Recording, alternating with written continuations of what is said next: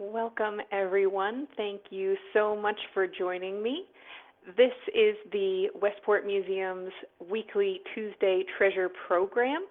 This is where I go through some of the lesser seen objects in the museum's collection. My name is Nicole Carpenter. I am the Director of Programs and Education here at the Westport Museum.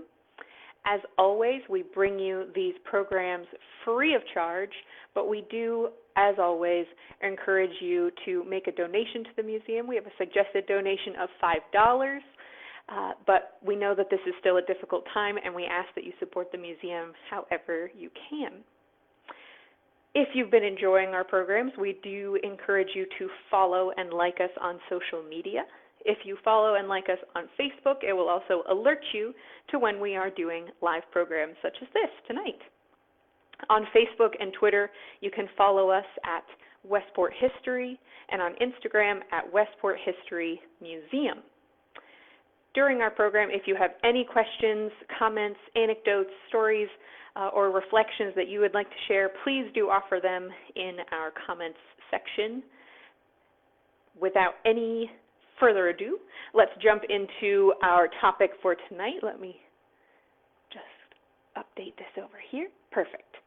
So tonight we are going through, and we are actually in a new location this evening than we normally are.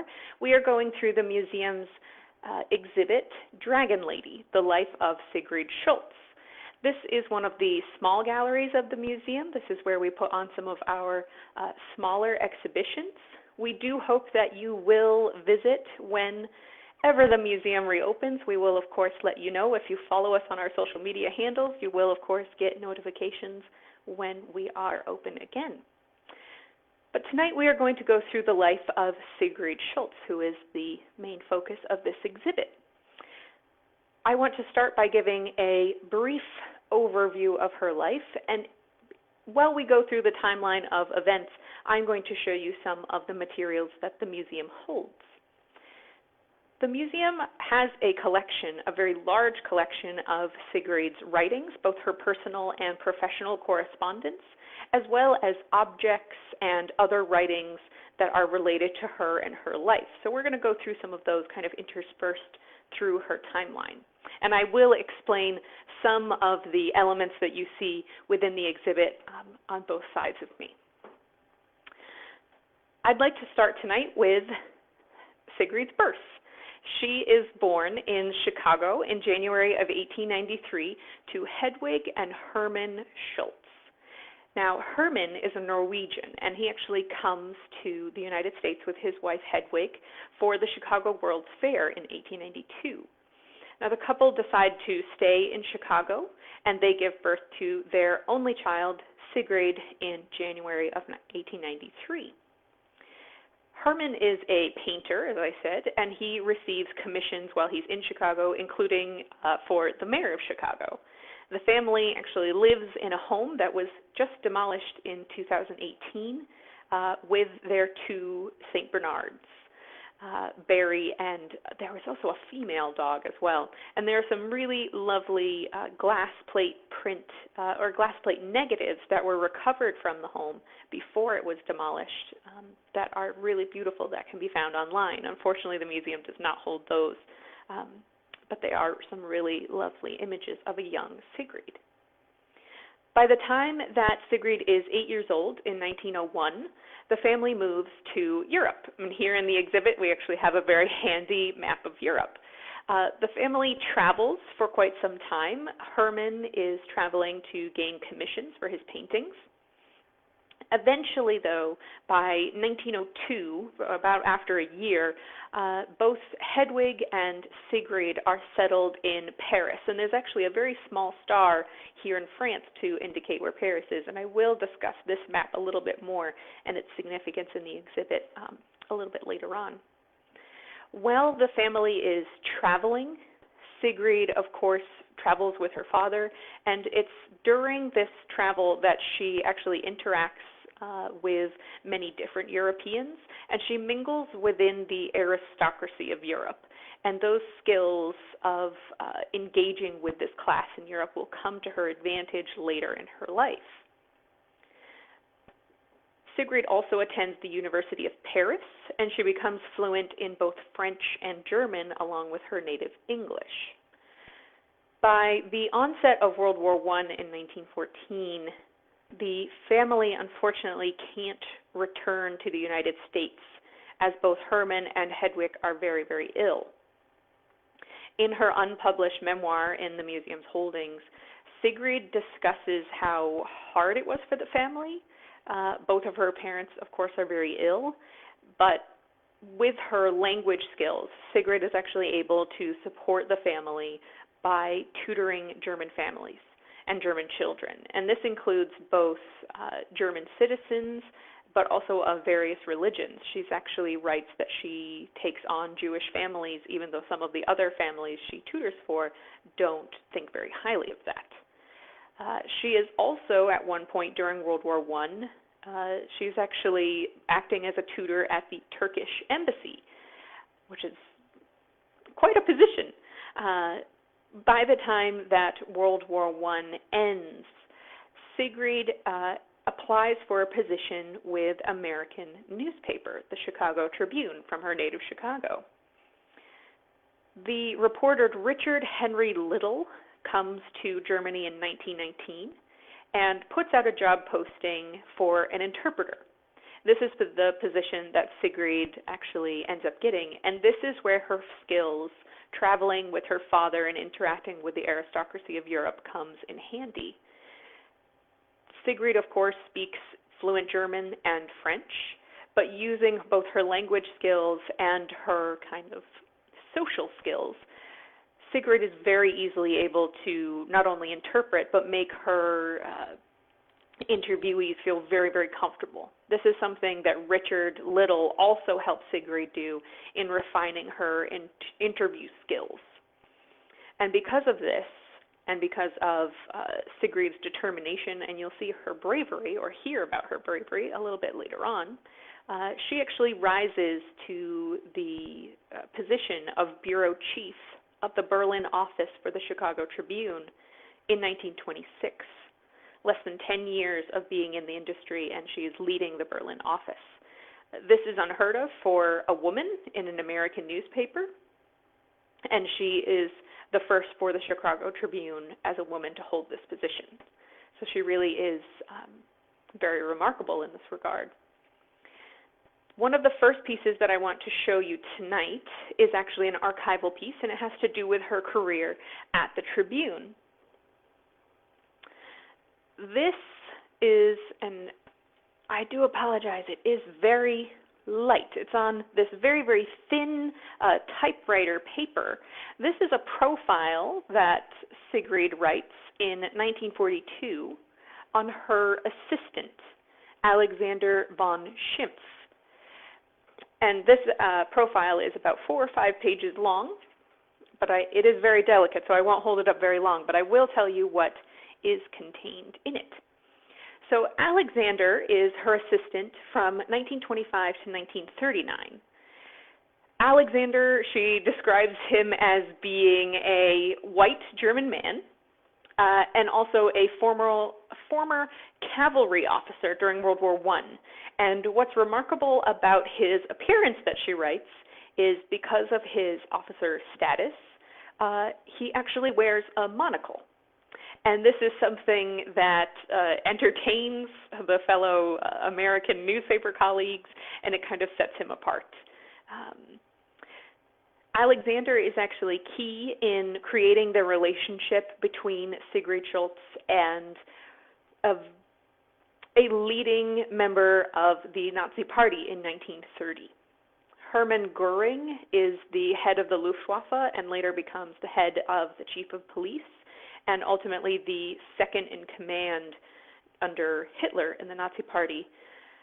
In 1930, Sigrid asks Alexander to find someone in this party who is willing to talk to her, and she actually says is willing and has the manners to sit down with her at lunch, with the understanding that she wants to cultivate a working relationship with this person to be able to report on their activities. Alexander does this, and he finds Göring, who was a very well-known aircraft pilot during World War I. And Göring actually recruits Alexander von Schimpf into the Nazi Party in the 30s. Sigrid, in her profile, actually writes, and I will quote her, he, being Alexander, admits being a Nazi. If he had not been, my bones would be rotting in some German prison cemetery. Sigrid understands that there is risk in employing a Nazi in her office, but she writes in her profile that she trusts him, and she can actually gain a lot of information from him, and of course from that quote, he keeps her from ultimately being imprisoned several times, which she writes. By 1938, Alexander tells Sigrid that he's lost faith in Germany and in the Nazi Party. The occupation of Prague is what he cites as setting him apart from the party. He doesn't believe in occupying territory that did not, in his mind, belonged to Germany. There was an acceptance on his part, from her profile at least, of Germany taking back territory that had been taken from them in World War I, and Prague was not included in this, and that's what really made him decide that this was not the party for him. He planned to leave the party, but his wife actually convinced him otherwise, Sigrid tells us, and the last time that Sigrid hears from him is in 1941. He left her employment in 1939 to enter the German army, as he was expected to as a Nazi member.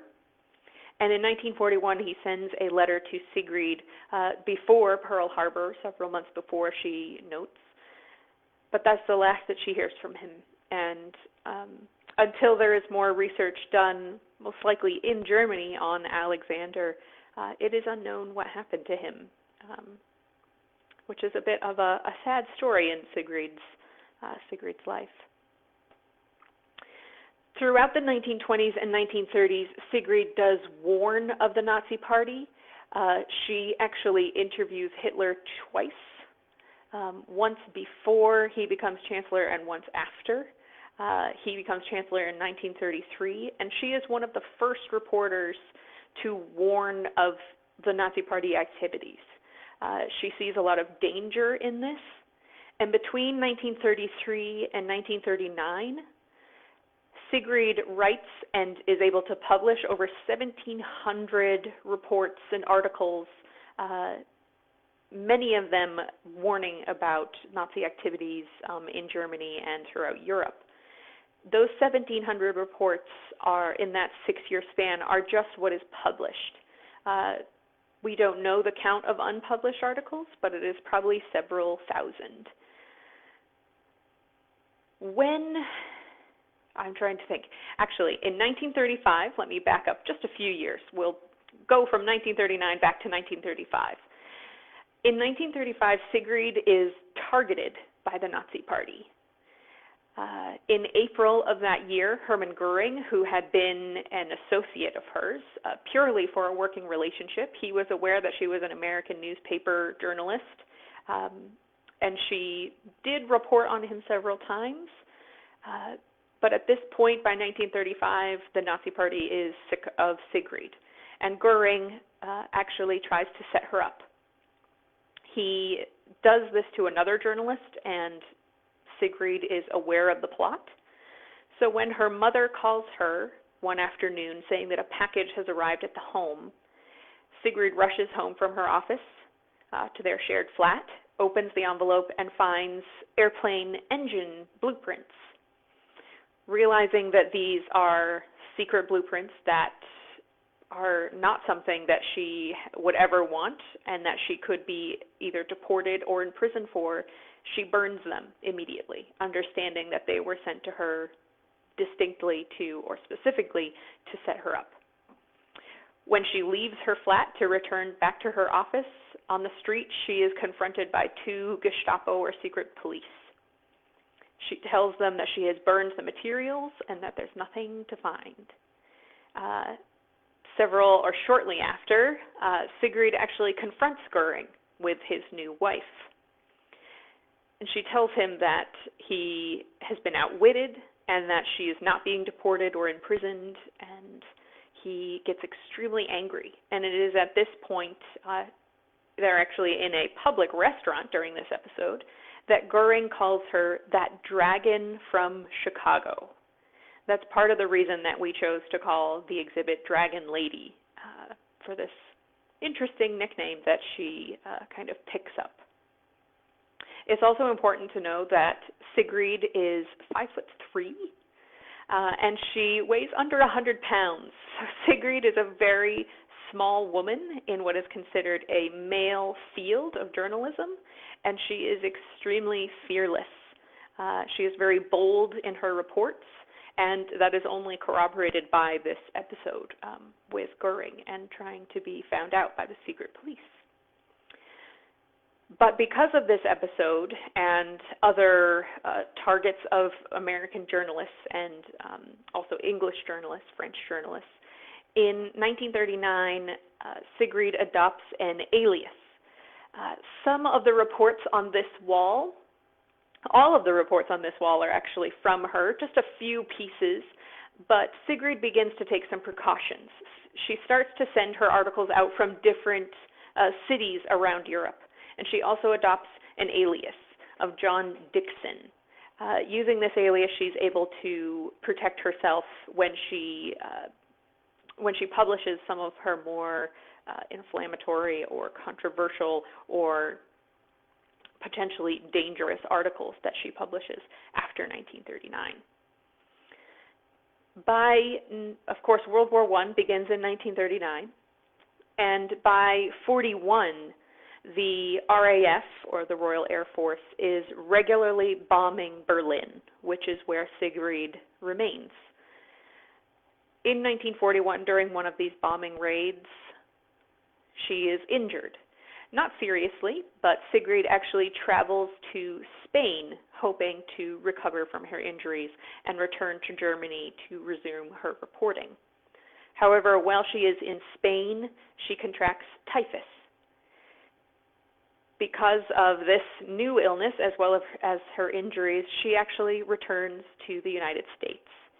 She has since bought a home in Westport sometime in the late 30s, early 40s, where she has already sent her mother. And this home in Westport would be on Elm Street, just off of Main Street. It doesn't exist anymore, but that is where she returns in 1941 to recover from typhus. While she is at home, Sigrid writes profiles, just as the profile that I showed you for Alexander von Schimpf. These profiles she writes specifically for the Office of Strategic Services. This is the U.S. agency that would become the CIA. They actually reach out to her and ask her to write these profiles on members of the Nazi High Command.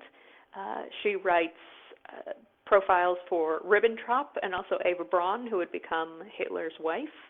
And these profiles are written as a type of at-home espionage. She, of course, is safe in Westport at home. She's no longer in Europe, but this information is extremely helpful in trying to locate key people, but also learning more about them. One of the other things that she does while she is in Westport is she begins a correspondence with Wendell Virg. Wendell Virg is the Assistant Attorney General in the United States, and he writes to her in April of 1943 about a very sensitive case that he is handling. And this is the indictment of George Sylvester Virik. This indictment is sent to Sigrid in 1943, hoping that she can help the Attorney General win this case. Now, let me tell you a little bit more about George Sylvester Virik. He is a German-born poet. He's born in 1884, just slightly older than Sigrid. He emigrates to the United States in 1896 and enjoys a rise in popularity for his poetry in the early 20th century, from about 1907 to 1912. While he is in the United States, George Virik also publishes journals and writings promoting the German point of view for World War I. For a time, this is perfectly fine. There is actually a high readership of his information until the United States enters World War I, when he loses much of his popularity and is actually ridiculed and ostracized. He is expelled from certain poetry societies. By World War II, or just prior to World War II, I should say, he is forced to register as an agent of a foreign power. There is a law that is put forth in 1938 that asks every foreign-born person to identify what they're doing in the country. And he identifies himself as an agent of a foreign power, but with very few details. He think of a form where it's meant to be a paragraph, and he lists only 2 or 3 words. In 1941, with all of the German propaganda that he is now spouting, he is very sympathetic and supportive of Hitler. He is very against the Versailles Treaty, which was the ending of World War I. He is extremely vocal, and in 1941, he is indicted for willfully concealing activities when he registered in 1938. Virik is convicted in 1941, but it is overturned in 1942, citing that there was prejudice against him from the prosecutor because of World War I, and telling the jury it was their duty to indict him and convict him because of his German heritage. Now, he is retried in 1943, and this is when Virg reaches out to Sigrid. And he asks her not only to help the Attorney General locate several witnesses, both in Germany and in the United States, who can help them with their case, but also obtaining evidence of the Deutsche Informationsstelle. And this is the German Office of Information. They want help making sure that the jury understands that the Office of Information is a legitimate government agency in Germany, even though it is primarily for propaganda during the 1940s and the late 1930s and early 40s, when Virik is actually publishing their information in the United States. There are several other letters from Virg about this trial, when ultimately Sigrid is asked for her testimony in the summer of 1943, and she is actually a part of the testimony and evidence that helps convict Virik in 1943, and he is imprisoned until 1947.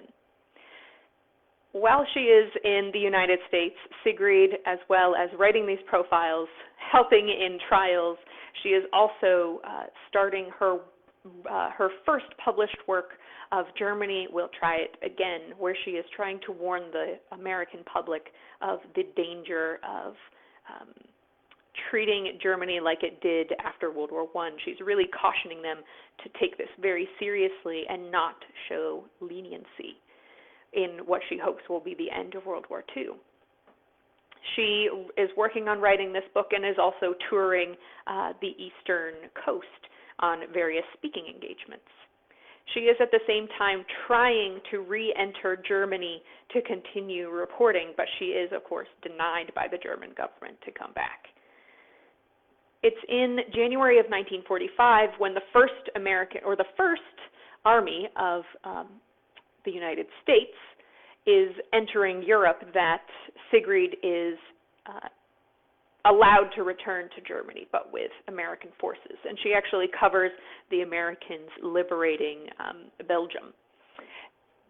At this point, Sigrid is given a dog tag, which you see here, And she's also given several patches that would go on her uniform showing that she is a war correspondent. If you look closely on the dog tag here, you can see her name, Sigrid Schultz. These went on a large trench coat that she owned most of the time. She also had a military uniform that all of those patches would have identified her as a journalist. Sigrid travels with the First Army through Belgium as they liberate and rush towards Germany. And Sigrid is actually a part of the First Army as they liberate Buchenwald, the concentration camp. In 1971, much later, Sigrid reflects on this really difficult time for her in an oral history with the American Jewish Committee, who is asking her questions about her interaction with Jewish people during her time in Germany, even though she was not one herself. With her experience in Buchenwald, Sigrid decides to report on the Lunenburg trial, not the Nuremberg trial, but the Lunenburg trial after World War II ends, where concentration camp officials at Bergen-Belsen are being convicted, and they are convicted. Sigrid returns home in December of 1945 after she is done reporting. She does finish her book in 44, and when she returns home in 45, she continues to promote that book as well as taking contracts for speaking engagements. And throughout the rest of her life, until she passes in May of 1980, Sigrid takes on many speaking engagements and writing opportunities to try and put forward her story and continue those experiences that she had for the next generation to learn from. So that is the material that we have for you tonight. I want to check and see if we have any questions. We have lots of people tuned in. Thank you so much for being here. Susan does say that she's sorry to hear the house was demolished. We were as well. It was demolished in the 80s. But Sigrid did remain there until her passing in May. We do have another comment here from John, and he mentions that someone was captured in Africa. I would love, John, if you would message me and let me know who you're referring to, who this he is. I would love to hear more about what you've heard. We are always looking for more sources and more research about Sigrid and her life.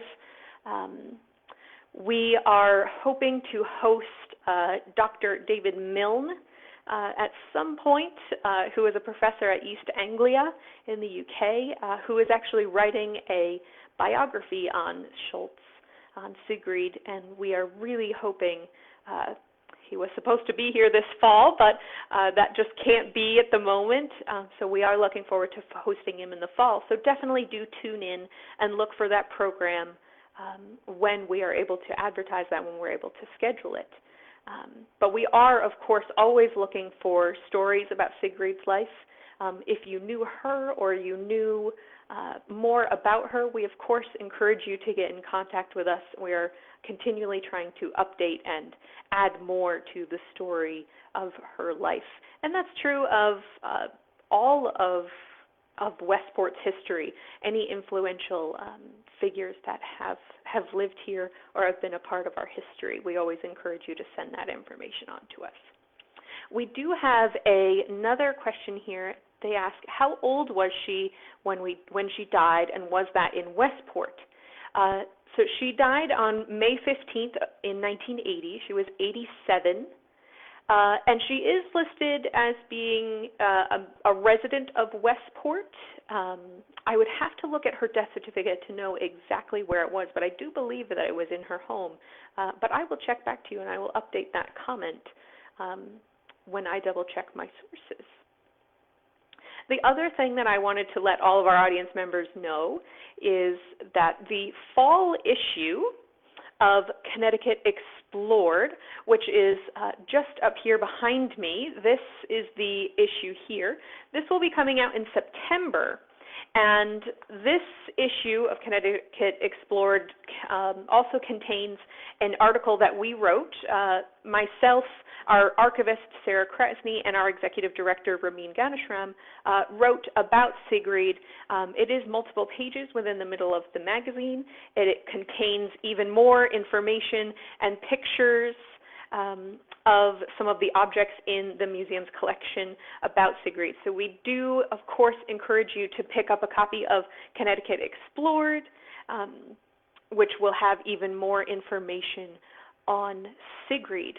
And John does comment here that it was Alex that he was referring to, so I will read that comment, that Alex von Schimpf was captured by the U.S. Army in Africa in 1943 and ended up in a U.S. POW camp here in the United States. John, if you would pass that information and the primary sources where you found that on to me, I would love to add that to the story of Sigrid, especially to her assistant. I had not seen that information before, so if you would pass that on to me, I would love to add that to her story. I don't think we have any other questions this evening, but if you think of any while you are watching this video, please do comment on them and we will get back to you.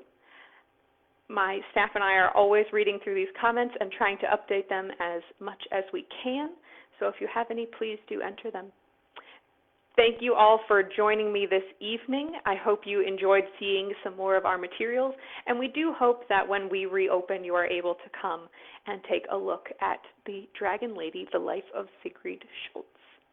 Have a great evening, everyone, and thank you so much for joining me. Good night.